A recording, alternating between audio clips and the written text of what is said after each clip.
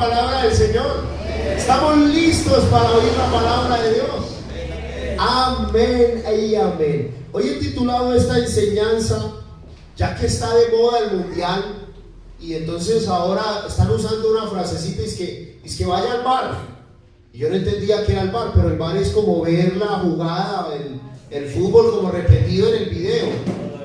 Entonces yo le puse cuidado con el bar, cuidado con la vida altamente religiosa.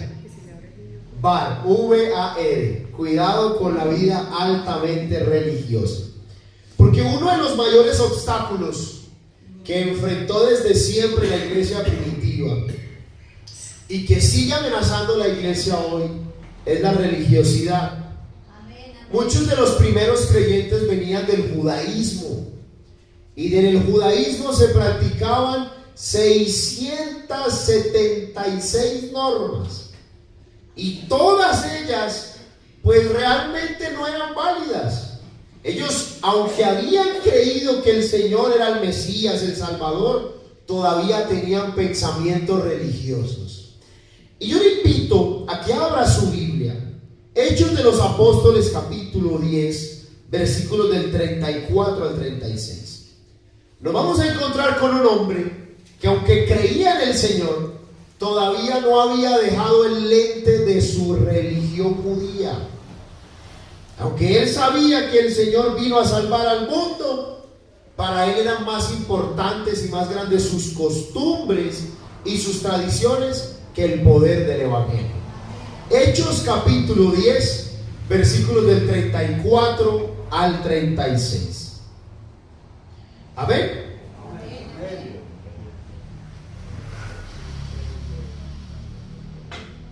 Ahí estamos. Dice así la palabra del Señor. Entonces Pedro, abriendo la boca, dijo: en verdad comprendo que Dios no hace acepción de personas, sino que en toda nación se agrada del que le teme y hace justicia. Oremos al Señor. Amado Dios, habla por favor a nuestras vidas. Estamos sedientos de ti. Háblanos, Dios, porque necesitamos hoy oír tu voz. Queremos escucharte, Señor, y estamos sedientos de ti. En el nombre de Jesús oramos. Amén. Tomen asiento, por favor, mis hermanos. En este pasaje nos encontramos con el apóstol Pedro. El apóstol Pedro era un hombre fantástico. Miren, el apóstol Pedro caminó sobre las aguas. Yo lo he intentado en todas las piscinas a las que voy y todavía no he podido. El apóstol Pedro presenció milagros poderosos. Él estuvo cuando el Señor resucitó muertos, sanó leprosos. Él estuvo cuando multiplicó los panes y los pescados. Él estuvo allí. Imagínense, tan poderoso era Pedro que predicó un sermón y se convirtieron 3,000. Yo llevo 3,000 sermones y bueno, gloria a Dios. Sigamos. Tenemos un hombre, dice la Biblia, que bajo la sombra de Pedro y bajo la sombra del pastor se enferman los aliviados. Oiga, tremendo. Pedro era un hombre tremendo. Imagínense que Pedro, un poquito antes de esto, está con un joven llamado Eneas. Y Eneas está enfermo y Pedro le dice: Jesucristo te sana, levántate. Y se levantó. Y después lo llevan a la casa de una mujer que había muerta, Tabita o Dorcas, ¿se acuerdan? ¿Y qué pasó? Resucitó. Tenemos a un hombre que humanamente, hermano, uno diría: ese hombre tiene que conocer a Dios. Es que no hay manera de que alguien haga eso y no conozca a Dios. Pero en Hechos capítulo 10 se nos muestra que aún Pedro necesitaba conocer verdaderamente quién era Dios. Porque aunque había visto grandes cosas y había hecho milagros, él no creía que Dios salvara a un gentil. Él no lo creía. Pedro amaba a Dios, pero seguía pensando como un religioso. Había recibido el Espíritu Santo. Pedro predicó en Pentecostés. Cuando fueron llenos del Espíritu Santo, ¿usted sabe quién estaba predicando? Pedro. Mano, estamos hablando de un hombre poderoso en la Escritura, poderoso, un hombre lleno del Señor. Pero en la mente de Pedro había una barrera. Él no podía creer que un gentil, es decir, alguien que no fuera judío, pudiera ser salvo. Para él, los judíos eran como más importantes. De hecho, durante siglos, los judíos habían aprendido a mantenerse separados de los gentiles. Dice la tradición judía que si un judío se casaba con una mujer que no era judía, ¿saben qué le hacían? Le hacían una ceremonia como si se hubiera muerto. Porque para ellos, judío tenía que casarse ¿con quién? Con judío.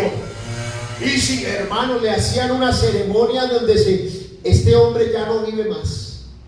Y la tradición judía había quedado en el corazón de Pedro. Y aunque él había visto al Señor con los gentiles, él todavía no lo sentía en el corazón. No podía entender en el corazón. Pero aquí tenemos algo maravilloso. Un hombre llamado Cornelio. Cornelio era un soldado romano, o sea, un gentil. Además de eso, era un hombre que estaba orando.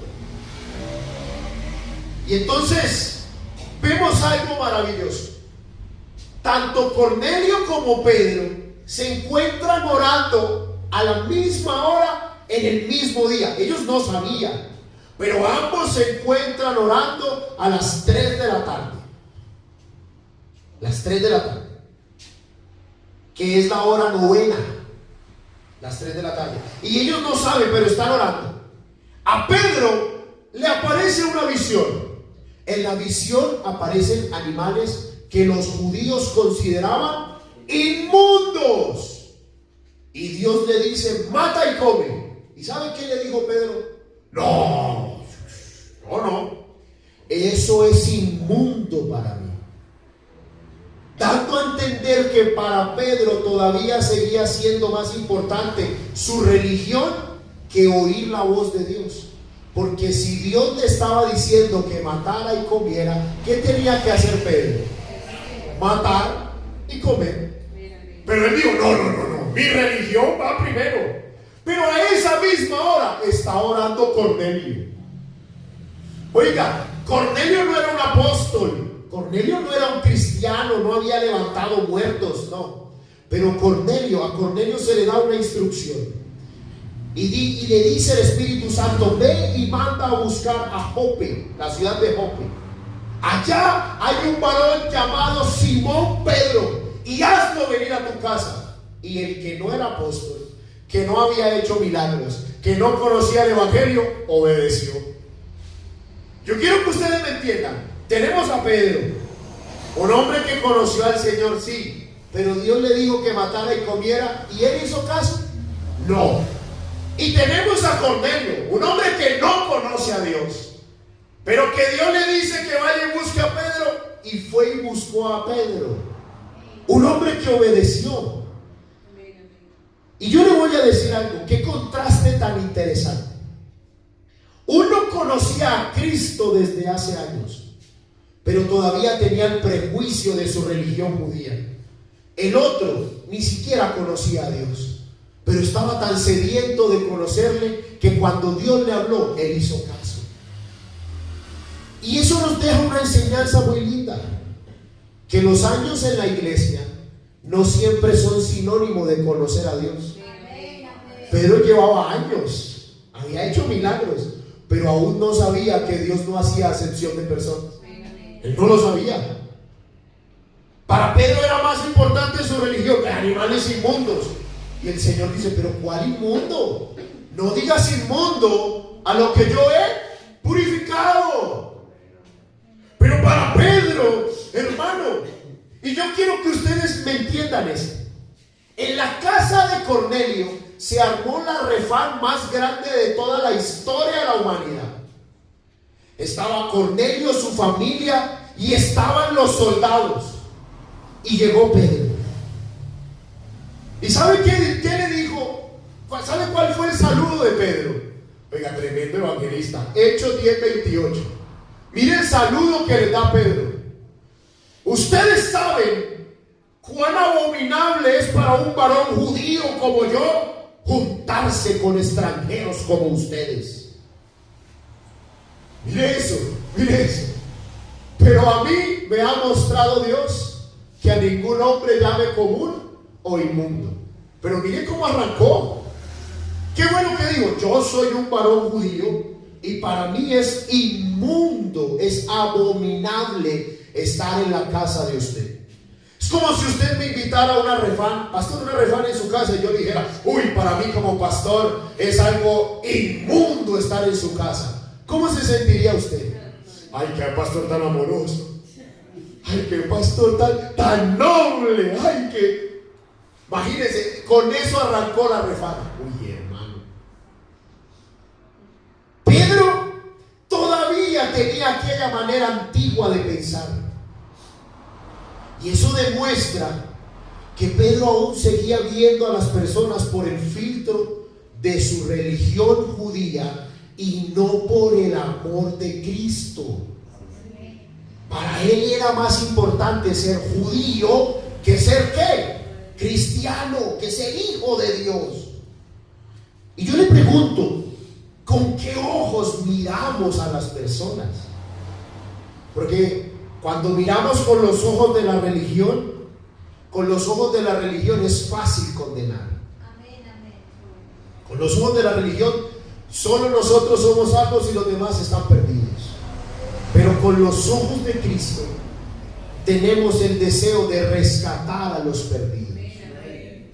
Con los ojos de la religión somos fáciles para ver el pecado, pero con los ojos de Cristo vemos a una persona por la cual Cristo derramó su sangre en la cruz del Calvario.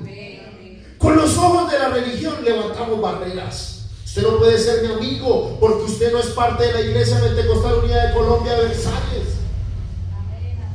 Pero con los ojos de Cristo, oiga, podemos quitar esas barreras y anunciar el Evangelio a todo el que necesita conocer a Dios.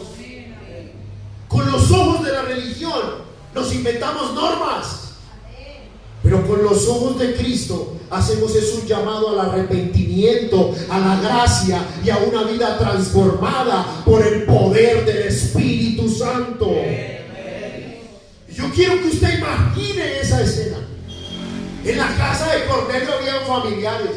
Es más, Pedro era famoso. Cuando estamos hablando de esta historia, Pedro era famoso. Era un hombre poderoso. Era un hombre que hacía milagros. Yo me imagino a la familia de Cornelio expectante. Ay, viene Pedro. Uy. Y el saludo de Pedro: inmundos. Tremendo, ¿cierto? Como que usted me llevara a la casa y yo, uy, pecadores, inmundos, usted. Pero qué misericordioso es Dios.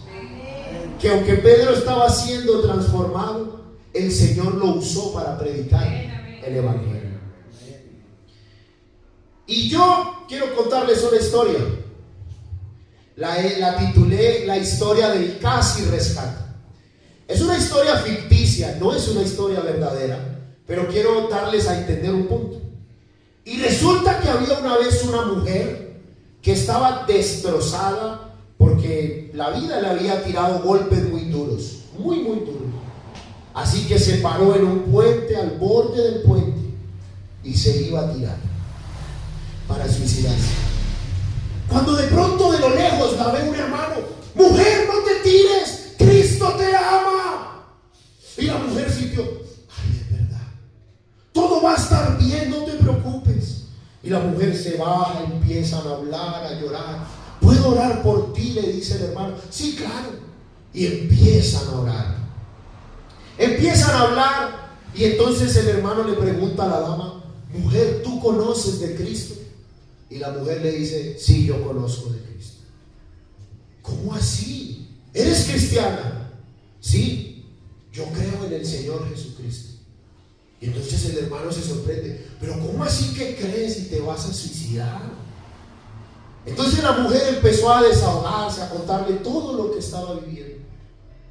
El hombre la escuchó y luego de escucharla le preguntó, ¿y de qué iglesia eres?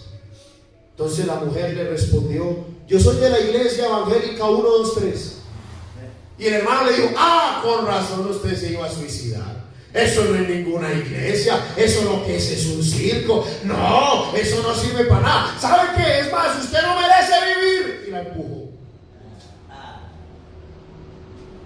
Y aunque suena como muy exagerada la historia, a veces nos preocupamos más por demostrar qué doctrina es correcta o qué tenemos de diferencia, que mostrar el amor de Cristo, que es el que puede tocar los corazones y cambiar las vidas por completo. Aplauda en nombre de Jesús, aleluya.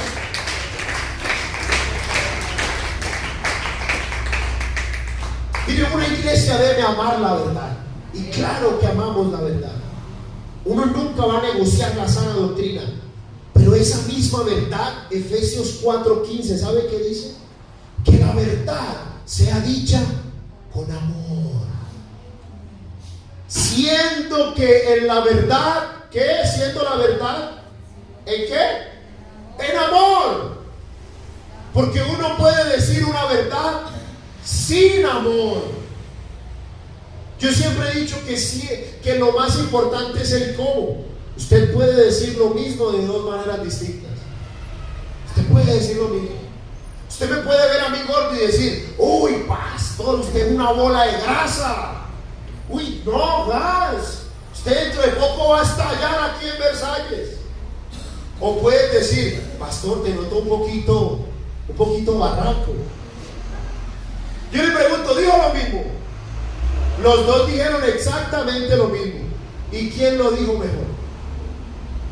Hay a veces queremos hablar del evangelio, pero se nos olvida hablar con amor. La verdad sea dicha con gracia, para que sea agradable a los oyentes, dice la escritura. Pero a veces decimos la verdad con desgracia, y por eso no es recibida por el oyente. Pero mi amada iglesia, mire, qué bueno nosotros aprender a mirar no por el filtro de una religión, sino por el filtro de una persona que ha conocido al verdadero Dios. Porque uno, con el paso del tiempo, empieza a aprenderse normas, se aprende costumbres, aprendemos cómo vestirnos, aprendemos el orden del culto, aprendemos los requisitos para servir, y todo eso está bien. Pero lo que no puede ser es que terminamos poniendo nuestras prácticas por encima del evangelio y del poder del Señor Jesucristo. No, aquí lo más grande es la presencia del Dios eterno que transforma las vidas. Aleluya.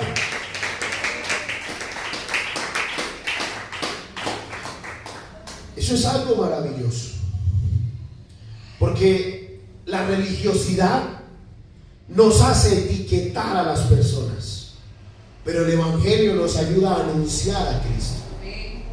A veces miramos a la gente como pecadores, como mentiroso, como homosexual, como no sé qué, como lo otro, como el que votó por... Bueno, cambiemos ahí. Por el que votó por el que haya votado. Y a veces lo vemos malo, pero todos saben que somos. Todos somos almas necesitadas del poder del Señor Jesucristo. Un día usted y yo también estábamos perdidos, pero Cristo llegó a nuestro corazón y nos cambió la vida por completo. Aleluya.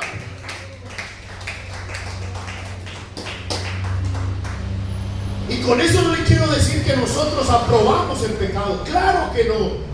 Pero nosotros no somos llamados a acusar al pecador, sino a mostrarle a Cristo. Porque nuestro llamado es conducir al pecador, ¿a dónde? A la cruz. Porque Porque en la cruz de Cristo es donde hay perdón, restauración y una vida nueva. Pero muchas veces nos pasa que bajo el filtro de la religión somos muy buenos para mirar el pecado en otro, pero muy malos para ver el pecado en nosotros. Muy malo. Ander, tú me vas a hacer un favor. Vamos a hacer aquí un experimento. Vas a coger dos vasos de esos que compraste y los vas a llenar de agua. Tráigalos llenitos de agua. O bueno, alguien que lo ayude. Ander con un vaso y otra persona con otro vaso. Uber, dale, ayúdalo tú. Tú traes el otro vaso. Tráiganlos llenitos de agua, pero llenitos. Ténganlos ahí llenitos. Cuando los tengan ahí llenitos me avisan y ustedes van a mirarlos a ellos. Vamos a hacer un experimento aquí. Listo, llénenlos, pero que, mejor dicho, no les quepa ni una gota más. Ahí. Listo, ya lo llenaron. Bueno, entonces vengan para acá, vengan para la mitad. Espera, ahí. Usted, Anderson, usted va a estar cuidado de su vaso. Va a estar mirando su vaso, que no se le vaya a regar ni una sola gota. Pero usted, Uber, va a estar pendiente del vaso de él, que a él no se le vaya a regar ni una sola gota. Usted ni mire su vaso, mire el de él. Y si usted ve que él se va equivocando, corríjalo. ¿Listo? Entonces van a caminar, vénganse hasta acá. Vénganse hasta acá. Ay, regó. Pendiente del vaso de él, cuidado, pendiente del vaso de él.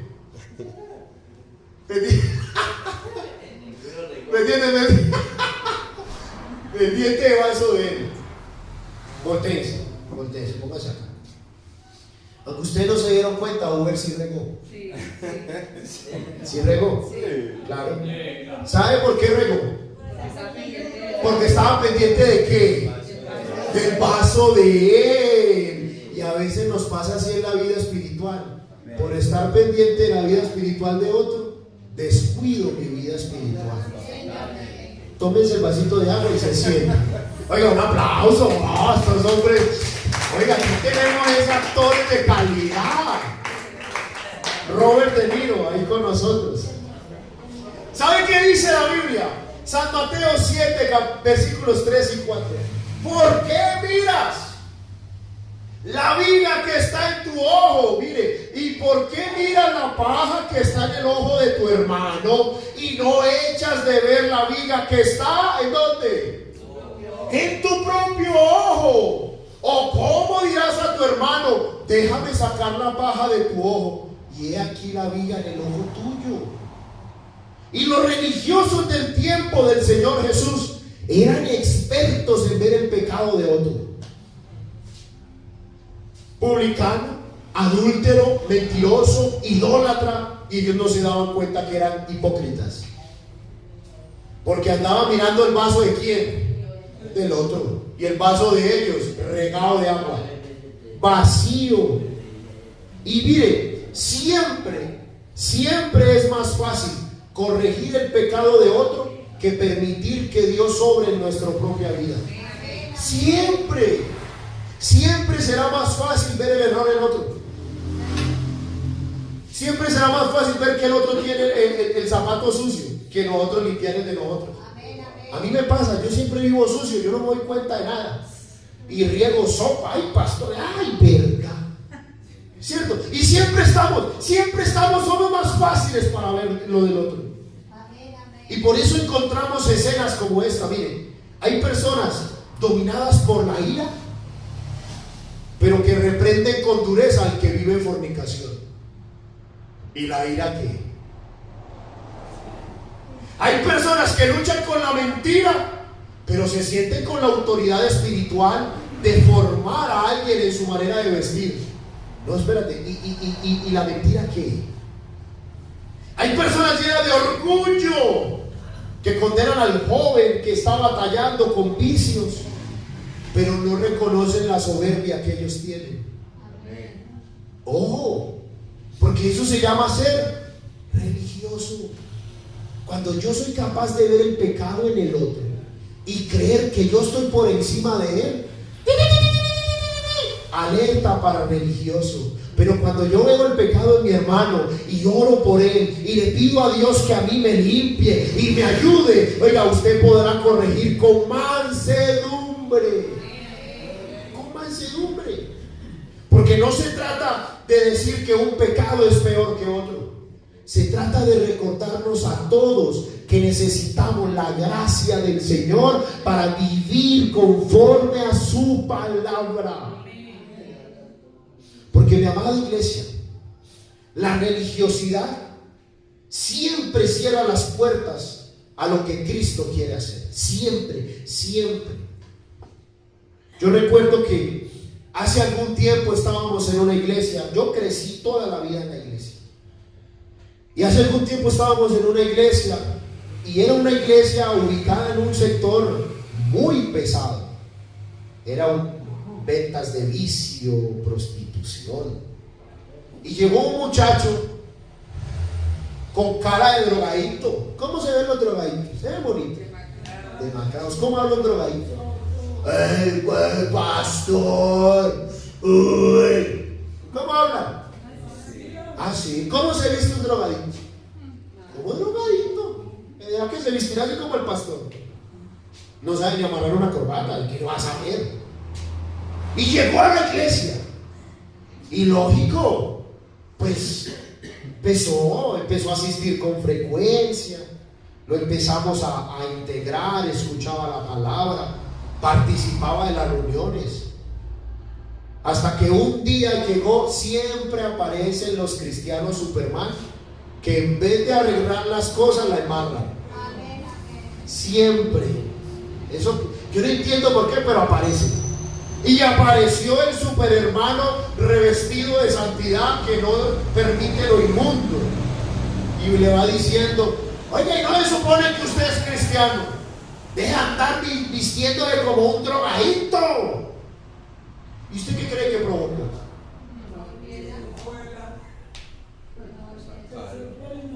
No volvió. ¡Ay, pastor! No, ¿por qué quieres hacer tú lo que Dios se va a encargar? Es que el Señor es el que se encarga de limpiar los corazones, de transformar las vidas. Él es el que hace la obra. Y usted eso lo ve en el Señor. Volvemos al tema de Pedro. Pedro, él, aunque estaba marcado por su religión judía, él no vio a su maestro haciendo eso.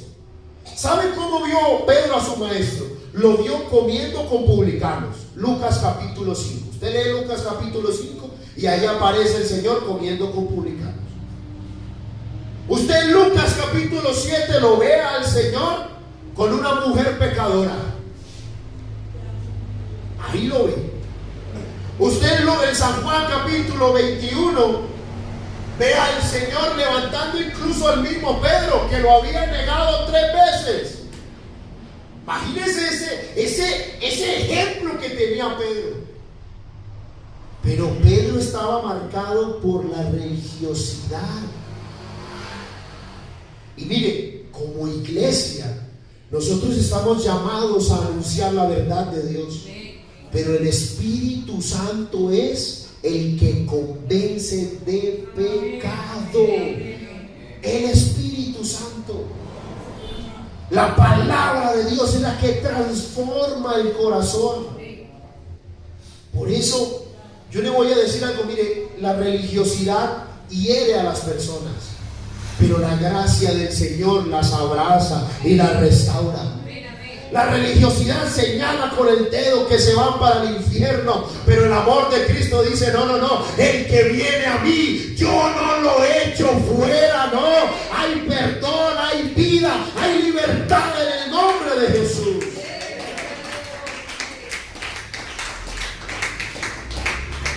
Pero a veces nosotros queremos como ayudar a Dios.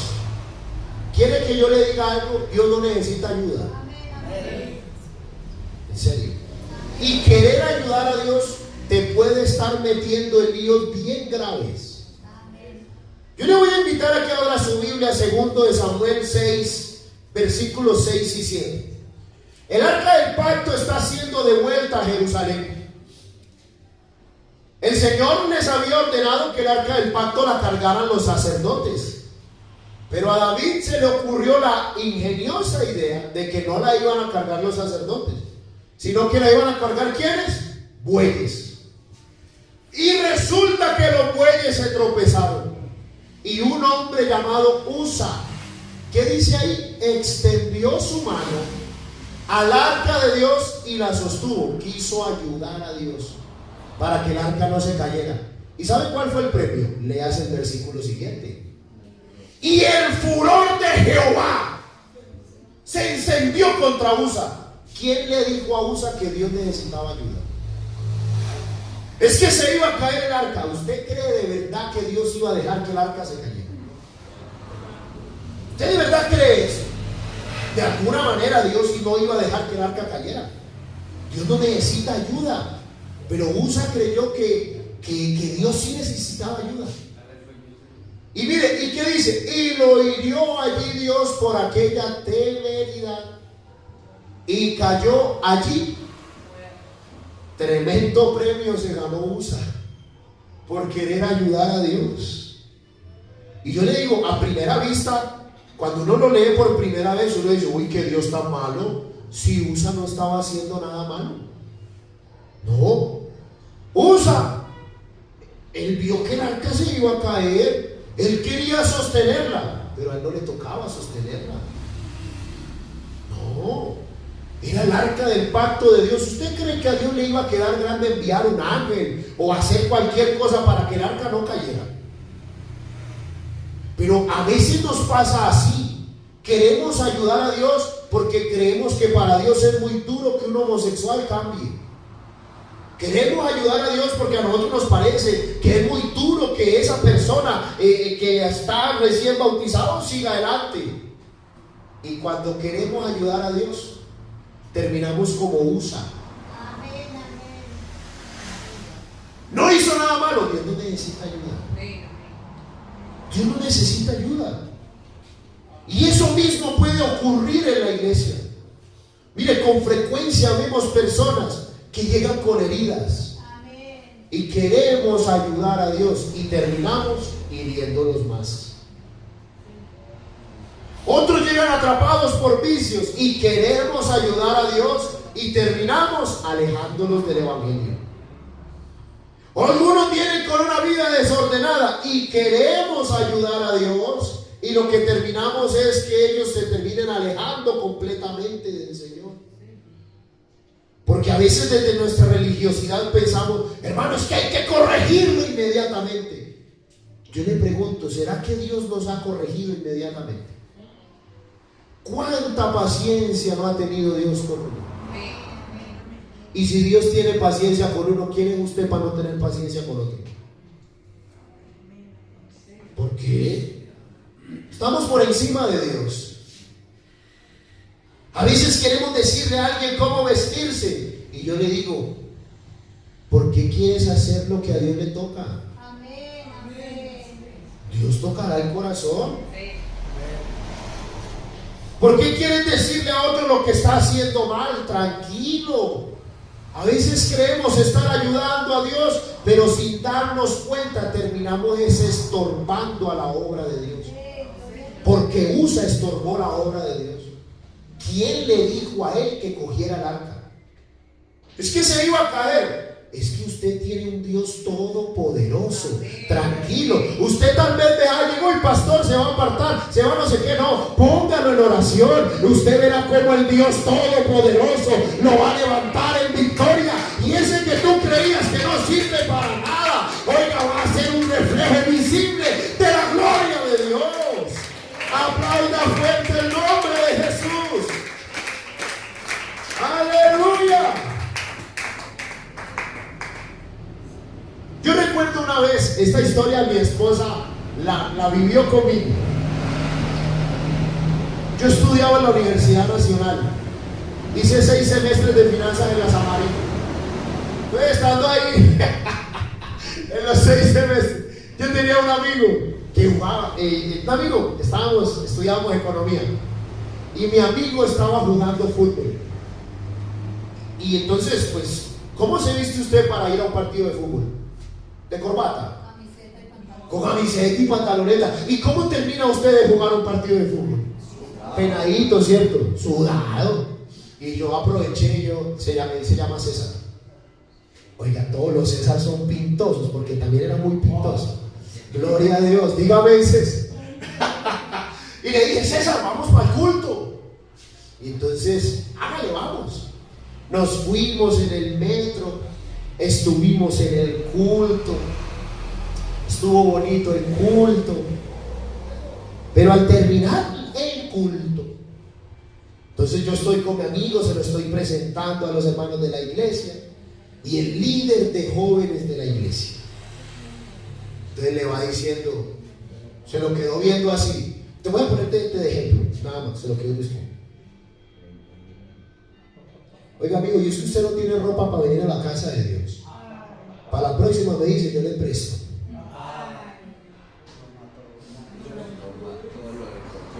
¿Ustedes qué creen? Que ese muchacho ahí mismo procedió al bautismo, ¿cierto?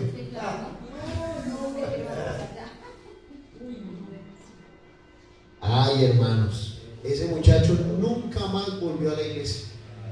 Es más, hasta se alejó de mi amistad. Si en su iglesia ustedes los enseñan a hacer así, yo no quiero ser amigo suyo.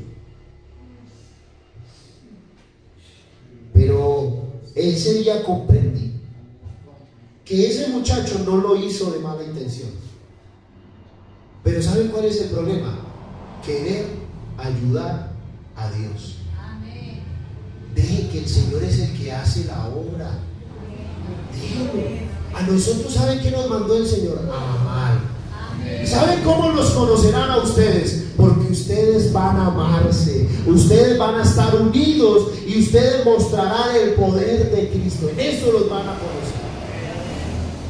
Porque, mire, yo no estoy diciendo que la santidad no importe, no, la santidad importa, la doctrina importa, la reverencia importa, pero todo tiene un momento dentro del proceso, todo. ¿O es que cuando usted llegó al primer día, usted llegó encorbatado? ¿Cómo llegamos muchos? Mal vestidos, normal, no, ni le veíamos importancia. ¿Y qué fue lo? Poco a poco el Señor nos fue enseñando, poco a poco lo fuimos conociendo, y hoy estamos aquí por un proceso que Dios ha hecho en nuestra vida. Pero a veces queremos que con otros sea instantáneo. No. Si no fue instantáneo con nosotros, ¿por qué tiene que serlo con otros? ¿Por qué? Mire, el Señor Jesucristo nunca bajó las exigencias del reino. No. El Señor siempre invitó a que al arrepentimiento, a la obediencia. Pero cuando usted lo ve, estuvo con Zaqueo, en la casa de Zaqueo. Cuando usted lo ve, estuvo con la mujer samaritana. ¿Se acuerdan de la mujer samaritana? 5 maridos, pero estuvo con ella. Vio a una mujer, estuvo con una mujer sorprendida en el acto de adulterio. ¿Y sabe qué fue lo que le dijo? Vete y no peques más. Hermano, porque la gracia de Dios siempre será la puerta para que las personas conozcan el verdadero evangelio. El que comenzó la buena obra en vosotros, ¿es qué? Es fiel en qué? En perfeccionarla hasta el día de Jesucristo. O sea que ¿quién es el que perfecciona? ¿Y por qué queremos perfeccionar nosotros? Hay un pasaje muy lindo, hace referencia a un hombre llamado Esteban. Cuando usted lee Hechos capítulo 7, usted se va a encontrar la historia de Esteban. Esteban no era un apóstol, no, pero Esteban dice la Biblia que era un hombre lleno de gracia y lleno de poder. Eso dice la Escritura. Su vida era tan íntegra que los judíos religiosos le empezaron a tener envidia y buscaban cómo acusarlo. Pero Esteban, como era íntegro, no tenían cómo acusarlo. Así que se sobornaron unos a otros. unos judíos sobornaron a otros. Venga, digan que ese tipo está diciendo blasfemia para que lo matemos. Y así hicieron. Sobornaron, dijeron que ese hombre decía blasfemias. Entonces llevaron a Esteban ante el concilio, ante el sumo sacerdote, y él le pregunta, así arranca Hechos capítulo 7. Le dice a Esteban, ¿esto es verdad? Lo que sigue en adelante es la predicación más espectacular de la Biblia. Usted quiere un resumen del Evangelio, Hechos capítulo 7. Esteban es un maestro en la palabra. Resume todo el plan de salvación. Desde Abraham, desde José, Moisés, el tabernáculo, David, Salomón, y culmina diciendo que todas esas promesas apuntaban ¿a quién? Al Señor Jesucristo. Un tipo, un experto. Pero cuando llega al final de su mensaje, entonces les dice lo siguiente, Hechos capítulo 7, versículo 51. Ustedes son duros de cerviz e incircuncisos de corazón y de oídos. Ustedes resisten siempre al Espíritu Santo como vuestros padres. Así también son ustedes. Hermano, ese hombre inspirado por el Señor le dice a los religiosos lo que ellos no querían oír. A ellos les gustaba que los aplaudieran, pero Esteban les dice, no. Ustedes puro cuento, ustedes honran al Señor de labios, pero son incircuncisos de corazón. Uy, hermano. Esos hombres a los que Esteban les dijo esto, eran expertos en la ley. Ellos dirigían la vida religiosa del pueblo de Israel. Pero Esteban les muestra a la luz de la Biblia que ellos no obedecen a Dios, que ellos lo que tienen es una pantomima, una religión vacía, llena de normas, pero no llena del Espíritu Santo. Entonces describe, mire esto, Esteban en ese versículo describe el corazón de un religioso. Y hoy lo vamos a desmenuzar. Lo vamos a desmenuzar en 4 puntos. El primero, les dice que son duros de corazón. Y es que ser duro de corazón significa perder la sensibilidad por la voz de Dios. Es llegar a un punto en que el pecado de otro nos conmueve más que el pecado nuestro. Nos estamos más pendientes a que otro no peque, a que yo viva en santidad. ¿Sabe cómo se llama eso? Religiosidad. Tienes tu ojo puesto en el vaso del vecino y no pones tu ojo en tu propio vaso. Y mire, mi amada iglesia, yo le digo algo. Al Señor Jesucristo lo criticaron por eso. Los publicanos comían con el Señor. ¿Y qué decían los religiosos? Uy, no, este es un rey de prostitutas y ladrones. Así le decían al Señor. ¿Por qué? Porque no abrían su corazón al Señor. Vivían bajo una religión. Porque en una religión uno no puede ser amigo de un pecador. Pero en Cristo, usted y yo somos amigos de los pecadores, pero para que ellos conozcan al Dios Todopoderoso.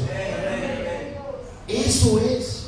Miren, lo otro que les dice, número 2, ustedes resisten al Espíritu Santo.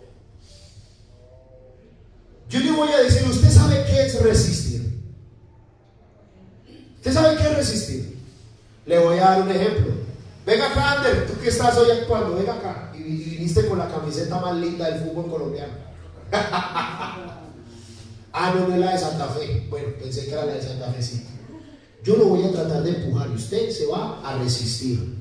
No se deje empujar de mí. Listo, no se deje. No se vaya a dejar. No se deje. No se vaya a dejar. Siéntate. Oiga, un aplauso. Es que estos muchachos, oiga. ¿Saben qué quiere decir eso? ¿Saben qué quiere decir eso? Que el Espíritu Santo le invita a que se arrepienta y él se resiste. No voy a arrepentir. El Espíritu Santo lo invita a que sea obediente y él se resiste. Yo no me voy a obedecer. El Espíritu Santo lo invita a que sea humilde y él se resiste. Yo no voy a ser humilde. ¿Sabe cómo se llama eso? Religiosidad. Porque si el Espíritu Santo nos pide algo, los primeros que debemos estar gozosos de obedecer a Dios somos los que lo hemos conocido. Para nosotros es un deleite que el Señor nos hable, y si Él nos invita a humillarnos, nos humillamos, y si Él nos invita a obedecer, le obedecemos, y si Él nos invita a cambiar, cambiamos. Pero hay gente que se resiste. El Espíritu Santo les dice: cuidado con la mentira, y él se resiste. No, yo quiero seguir siendo un mentiroso. El Espíritu Santo lo invita: cuidado con la forma de tratar. Y no, yo soy así, a mí nadie me cambia y punto. ¿Sabe cómo se llama eso? Resistir lo que el Espíritu Santo quiere hacer. Y yo le invito, nosotros no, porque entonces eso, si nosotros decimos amar a Dios y resistimos a lo que el Espíritu Santo quiere hacer en nosotros, estamos en una religión como todas las demás. Aquí, ¿sabe qué es lo lindo? Que aquí, cuando el Espíritu Santo habla en nuestras vidas, aquí hay corazones dispuestos para que el Espíritu Santo entre y nos moldee conforme a la imagen del Señor. Pero hay gente que resiste el Espíritu Santo. Mira, hay gente que resiste tanto el Espíritu Santo que están en el culto y son pensando que la prédica es para otro. Ay, hubiese venido el hermano Tomás, esa prédica era para él, no es para ti. Si no, Dios no te hubiese traído acá. Si no, Dios no nos hubiese dado esta prédica. ¿Acaso Dios se equivoca? Cuidado, porque eso fue lo que hizo ese hombre, creyendo que Dios se le iba a ir el arca. Hay gente, hermano, hay gente que dice: uy, este mensaje, hermano, a mí hasta a veces me da ira santa. ¿Sabe qué me han dicho algunos? Pastor, qué predica tan linda, lástima que no vino Tomasa. Lástima que no vino quién, pero viniste tú, Guanabana. ¿Ah? O sea, predicas para ti. Pero ¿por qué vivimos pensando en otro? No, para mí. Cuando el Señor me habla, hermano, qué deleite es estar en la presencia de Dios y que Él me hable. ¡Ay, qué hermosura! Aleluya, aleluya, aplauda el nombre de Jesús. Número 3. Esteban les dice que los religiosos rechazan la voz de Dios. Miren, cada vez que Dios enviaba un mensajero para llamar al arrepentimiento, ¿sabe qué hacían ellos? Preferían cerrar su oído para no oír. Por eso la Biblia dice: el que tenga oídos para oír, oiga. Porque si Dios está hablando, ¿qué espera Dios de nosotros? Que le escuchemos. A veces no es que Dios no nos hable, a veces es que no queremos escucharlo. A veces pasa. Y en vez de preguntarnos, a veces sacamos excusas para no obedecer. Pero la pregunta siempre debe ser: ¿y qué querrá el Señor enseñarme hoy? Yo creo que aquí todos vinimos sedientos. Señor, ¿qué quieres enseñarme hoy? Hoy, ¿qué quieres enseñarme? Porque un corazón humilde siempre recibe la corrección. Pero un corazón religioso se ofende con la corrección. Se ofende. Número 4. Esteban les dice que los religiosos conocen la palabra, pero no la obedecen. Vosotros que recibiste la ley, ¿y qué? Y no la guardáis. Ahí estamos, Hechos 7:53, 2 versículos adelante. Y es que ese era el mayor problema de los fariseos. No era la falta de conocimiento. Ellos se sabían la Biblia de memoria, hermano, se la sabían.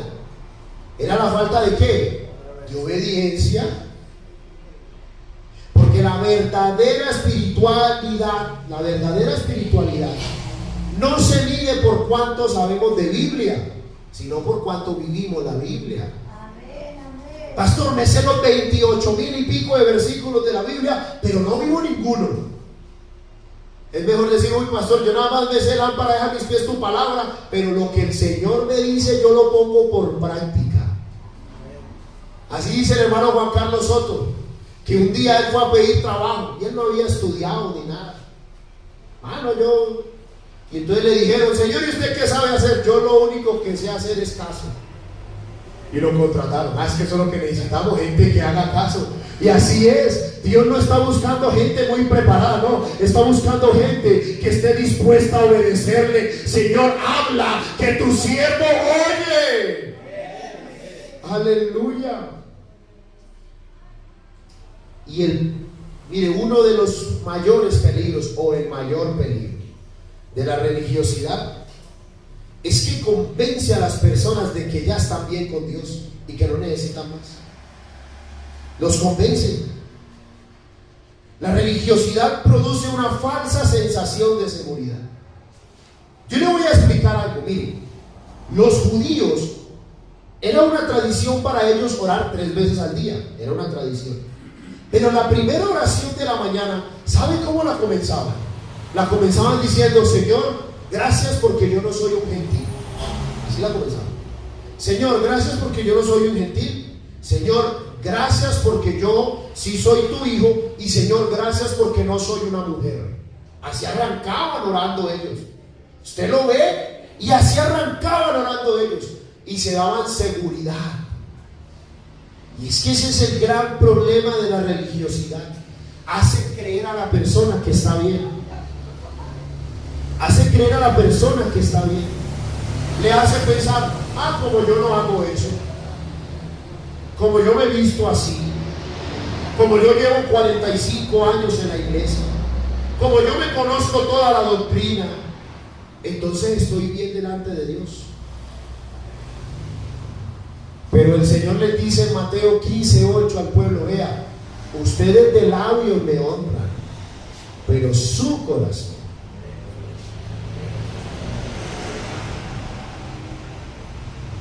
Y yo creo que hay 3 tipos de personas. Escúcheme aquí, porque necesito que usted se me ubique en dónde estás. Hay 3 tipos de personas. Están los religiosos, están los místicos y están los espirituales. ¿Quiénes son los religiosos? Los religiosos son los que conocen la norma, pero muchas veces se olvidan del poder del evangelio. Su relación con Dios gira en torno al deber más que el amor, y con frecuencia juzgan a los demás. Ese es el religioso, el que se sabe las normas, sabe hasta dónde va la falda, sabe hasta dónde va la corbata, sabe todo, sabe todas las normas, pero con facilidad ve el pecado en otro. Pero cuando él se equivoca, no, para él, a su propia vista, él es perfecto. Él no se equivoca, los demás. Ese es el religioso. Está el místico. ¿Usted sabe quién es el místico? El místico es el que ve pecado en todo. ¿A usted no le ha tocado gente que ve pecado en todo? El otro día estaba lavando el carro en pantaloneta y un hermano me dijo, uy, pastor, ¿y usted así vestido? Ay, entonces que me pongo corbata para lavar el carro. ¿Cómo así? ¿Qué van a pensar? Pues que estoy lavando el carro, ¿qué más van a pensar? Pero hay gente que ve pecado en todo. Ay, Esther, te quedaste viendo el partido de Argentina, te reprendemos. ¿Qué? Hay gente que ve pecado en todo. ¿Usted no ha visto a esa gente? Uy, compró un celular, pecador. ¿Se acuerda cuando a esto le llamaban que el cajón del diablo? ¿Cómo era que me decía un hermano que por allá un pastor le gritaba con el cajón del diablo? Te vas, pastor. Te vas con todo y televisión. Y hay gente que ve pecado en todo. Esos no son espirituales, esos son místicos. ¿Por qué tenemos que estar viendo pecado en todo? No, ¿sabe qué? A nosotros Dios nos hizo libres del pecado. Nosotros disfrutamos la vida, no necesitamos pecar, porque el Señor metió su mano y nos sacó del pecado, y hoy vivimos en libertad. Aplauda el nombre de Jesús.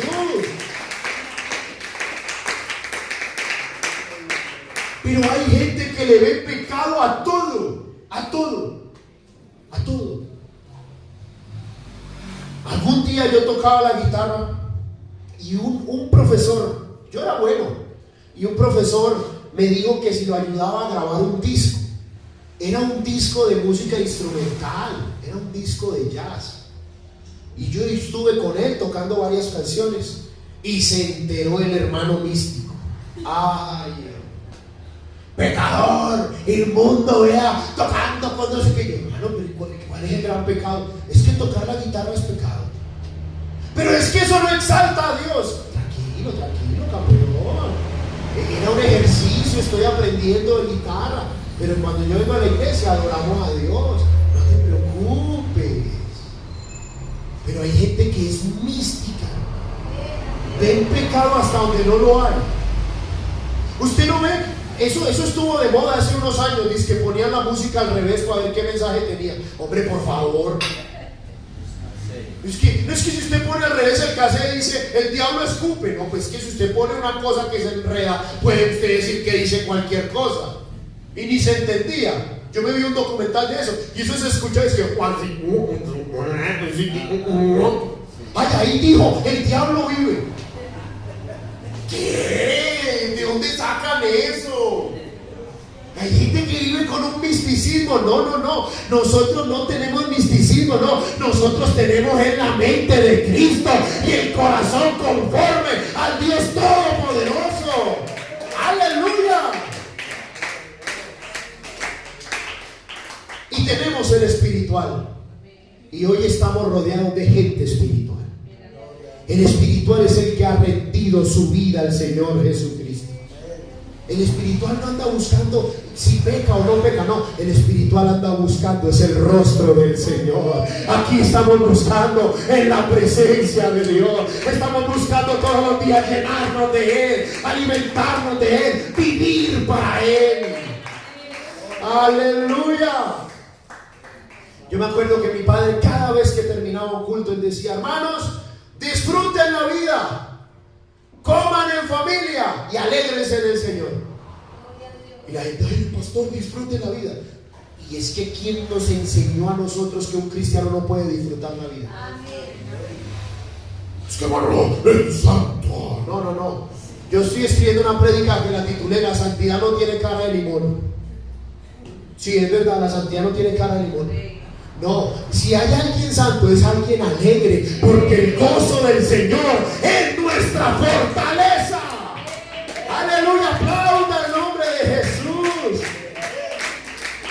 Gloria a Dios. Con esto finalizo. Escúcheme bien esto, vea. Dios no pertenece a ninguna denominación. Escúcheme bien esto. Dios no pertenece a ninguna denominación. Porque hay gente que cree que se va a salvar por estar en la Iglesia Pentecostal Unida de Colombia. Y nosotros nos vamos a salvar es por estar en Cristo. Porque puede haber gente aquí que no está en Cristo. Puede pasar. Dios no tiene denominación. Al contrario, nosotros le pertenecemos a Dios. Somos nosotros. Y a veces sin darnos cuenta, empezamos a poner a nuestra denominación por encima del poder de Dios. Nuestras costumbres o lo que nos identifica por encima del corazón del Evangelio. La iglesia nació para ser un hospital de campaña. ¿Usted sabe lo que es un hospital de campaña? Cuando hay guerras, los soldados hacen hospitales transitorios. Son hospitales de campaña. Y cuando va un soldado a la batalla y pisa una mina y se le revienta el pie, no lo dejan muriéndose ahí, no, lo traen ¿a dónde? Al hospital de campaña para ver si se le puede rescatar la vida. Y a veces así es la iglesia. A veces nosotros vamos y caemos en un pecado y nos equivocamos, pero esto es un hospital de campaña. Aquí venimos porque aquí está el Dios que puede levantarnos, el Dios que nos sana, el Dios que nos perdona, el Dios que nos limpia. Aquí está la presencia del Señor Jesucristo. Aleluya. Y ese siempre ha sido el corazón de Dios. Porque le voy a decir algo. ¿Usted sabe cuál es el mejor lugar para un borracho? No es la cantina, es la iglesia. ¿Usted sabe cuál es el mejor lugar para un drogadicto? No es la olla de vicio, es la iglesia. ¿Usted sabe cuál es el mejor lugar para un tipo que es violento? Es la iglesia. ¿Sabe cuál es el mejor lugar para un orgulloso? Es la iglesia. Porque una cantina no le va a cambiar la vida a nadie. Pero aquí, por las puertas de esta iglesia, algunos hemos entrado con depresión, otros han entrado con problemas graves, otros han entrado drogadictos, otros han entrado siendo mentirosos, pero todos nos hemos encontrado con el Dios Todopoderoso, y encontrarnos con el Dios Eterno nos cambió la vida por completo. Aleluya, aplauda fuerte el nombre de Jesús.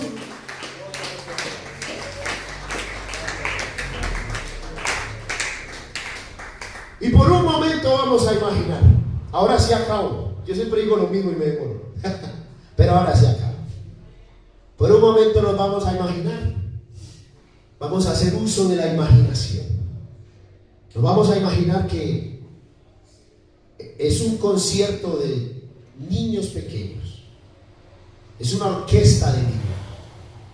Vamos a suponer que hay una niña que toca un violín, un niño que toca el tambor y otro niño que toca la trompeta. Yo le pregunto, ¿cómo suena una orquesta de niños? Musicalmente, espantoso. La del violín toca y eso suena como un chillido de gato. Destiempla los oídos. El del tambor de los nervios dejó caer el palo, ya no le pegó al tambor. Y el de la trompeta, eso le suena horrible. Y profesionalmente cualquiera diría, uy, no, esos niños no sirven para nada. Pero cuando usted ve a los papás de esos niños, los papás están llorando. Ay, me están grabando. Ay, miren a Maxi en el tambor. Mi bebé. ¿Sabe por qué? Porque los papás no están viendo músicos. Los papás están viendo a sus hijos. Amén, amén. Y yo le voy a decir algo. A veces la vida nos hace desentonar en muchas cosas. Amén. Nos desentona la familia, nos desentona la economía, nos desentona el ánimo. Pero ¿sabe qué es lo lindo? Que cuando miramos al Señor, Él no está viendo nuestra vida para que sea perfecta. Él está viendo a sus hijos. Y nosotros somos hijos del Dios Todopoderoso. Aquí está la presencia de Dios. Y yo le voy a invitar, vamos a orar. Tal vez durante esta prédica usted se ha sentido compungido del corazón. Y yo le voy a invitar a que venga al altar. ¿Sabe por qué? Porque al que viene al Señor, Él no lo echa fuera. Tal vez se te ha endurecido el corazón. Tal vez has dejado que la religión ocupe el lugar que debería ocupar tu relación con Cristo. Quizás estás amando más las costumbres que te enseñaron que al Dios que hizo todo en la cruz del Calvario.